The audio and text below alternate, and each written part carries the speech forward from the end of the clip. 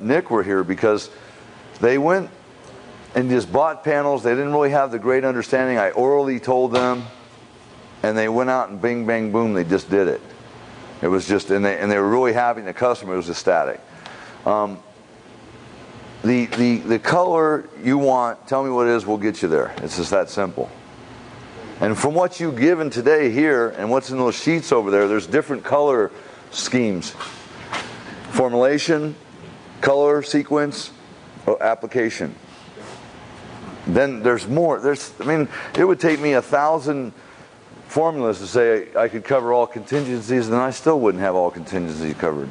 So it's just a matter of playing around. I personally, as an opinion, don't like to have to come by and do the 1/4, 1/5. You can do it 3 colors and leave 1 gray. You can do it 2 colors and leave 1 gray. You can do it 5 colors and leave 1 gray. You can do a lot of different things there, but that to me is meticulous. In some respects, though, it is a much better look than this in variety. This is kind of, this still looks fine though, but this is quicker. This is production where that style is a little more time. Not much more, but some. At this point, because we've got a lot of rock left, I would like, some guys to be able to say, here's a corner slot, here's this, here's that. Providing, of course, you feel like you'd like to. I don't want to twist anyone's arm. We can paint other things. I'd like to do that. That color. Right here. I can actually tell you how, well, he can tell you how it's a spa. Just little orange, little black, little brown. And then just like what he did here, pretty much. Yeah. Exactly. Wasn't that the same colors? As a spa? No. Well, I mean, you used what here? Orange, black. I use orange, brown, black, and brown. That's exactly what I did over there. I got tan in, huh? And then he skimmed the tan. He didn't do any skimming here at all. On that I did. First I skimmed the army green, then I skimmed the tan. Then I think I speckled a little tan on too. But yeah, try that out and make that color here. It's all really one main formula is what I tend to use. Do it dry and then put your color on a wash. It'll be totally different. Not radically, but it'll be different than what that came. In other words, it'll be more darker. And the color will stay more because it's dry. A lot of it's going to get locked in on its own, and you better be quick to get that water on there. So that's why I like a little water first. But let me tell you, man, it shakes it up. It makes it different. The outcome is different than what you see over there. You can even, like I said, put some speckles on, big, fat, nasty ones of orange, army green, and then do that, and you got yourself a whole different look. The white speckles in there, it's a whole different look. Now these are all mixed in. Yeah, when you go to use them, stir them up though, because you're. That's a 6-to-1, yeah. And that orange is what you got that Yeah, exactly. gold color out of. If you run into The most important part of, isn't it? I think it is. It makes or breaks the job. Your worst job staining, people are going to be going, oh my God, you're an artist. How long have you been doing this? I'm not kidding you, they do that. And you're a novice on your first job at best. And you're going to get a boost of confidence. You're going to walk around, that's right, yeah, I did that. That's right. And you're going to pick it apart, as we always do. You're never going to be satisfied. And people, your first job is your worst job, 9 out of 10 times. And you're going to think, oh my God, this looks like crap. And the people are going, my God, that's so beautiful. That looks like real. Where'd you get the rock? I'm not kidding you. Test me on that. Test me on that, man. I mean, my worst paint jobs, were my first 100 jobs when I didn't know nothing. I was learning myself how to do this just by doing stupid stuff. And they were always amazed. Do you know, I used to take black spray cans, empty out half of them, push down on the spray can just a little bit, and it would spit. And then you go, and I used to do that. Oh my God, it was crazy. You got to run on mid-left or mid-right there. You can just wipe it.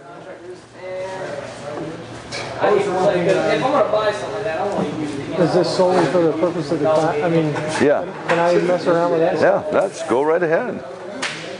That's what you're here for, Paul. You can make a chance of getting that hands on. That's when you learn. Is when you start doing. And I think we got enough square footage of rock here to let you in there.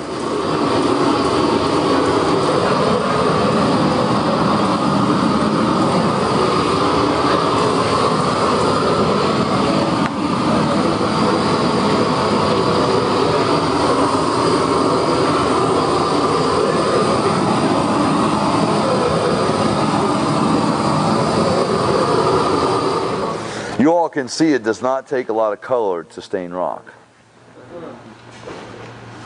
That's a material that you'll probably sell to a customer once a year, huh? Color. Oh no, I just did that at the dome house, man. I went through 15 gallons of color. I mean, 53, no, I'm sorry. I went through 30 because I had 15. 5 next time. If you guys didn't notice, it's the same color as the ones at my house. I like this color particularly, so I use 5 colors here. It's it. But it's done. I know some people don't like the skimming as much. You can always tone that down, and as soon as you can tone the skimming down, you can tone the speckles down and get a lot more of a solid color if that's what you're after. But that's my favorite way. So You always show beach what you had in those CDs with that spray and what's stuff. that? Thank you, sir. All right, just as a, again, we've had the customer come out and say, this ain't the color I wanted. I want to change it. And I want it to be like my Arizona colors, where they're rusty, dark.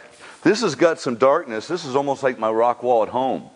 But what it hasn't is that iron ore that's in the rock above, and the water filters through it, and what do you get? That rust stain. So I'm really a big freak on the orange. Oop. Remember you were supposed to test over here? See, this really isn't enough orange stain there. I'm going to dump back out. Give me a little, that ain't enough. Maybe another 6 to 1, Marcos.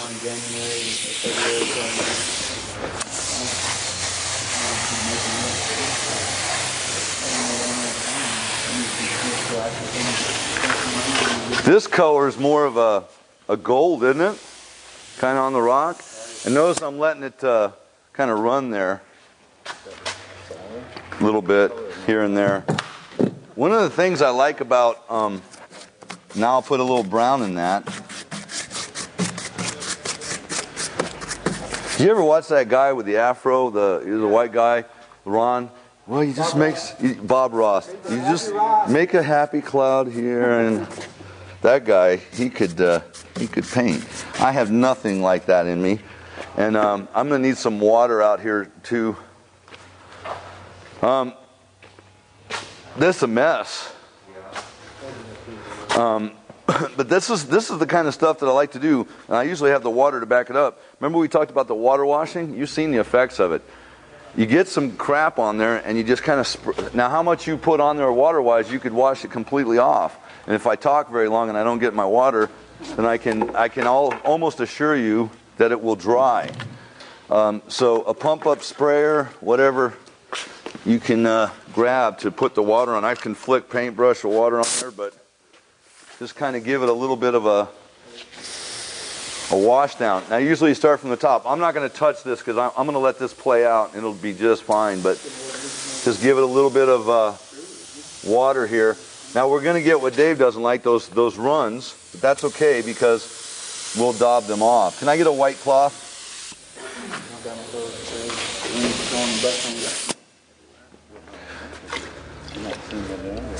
I think one thing you got to look at is, remember when we did the 14 colors in a row, and when you got done it looked like rock, but something was odd. It wasn't it was generic. See how some of that backing came through there? This is the daub, but it's a negative. You've applied it and you're pulling it off, or you can put it on and daub it on. Daub has a reverse and a forward motion to it, but as you pull off, you'll see the underlying colors, and now that's not obvious, is it? There's nothing wrong with that. And then if you really like it, because there is so much surface with wet there, the longer you let that sit, the quicker it's all going down. It's all diluting. It's still working down the road.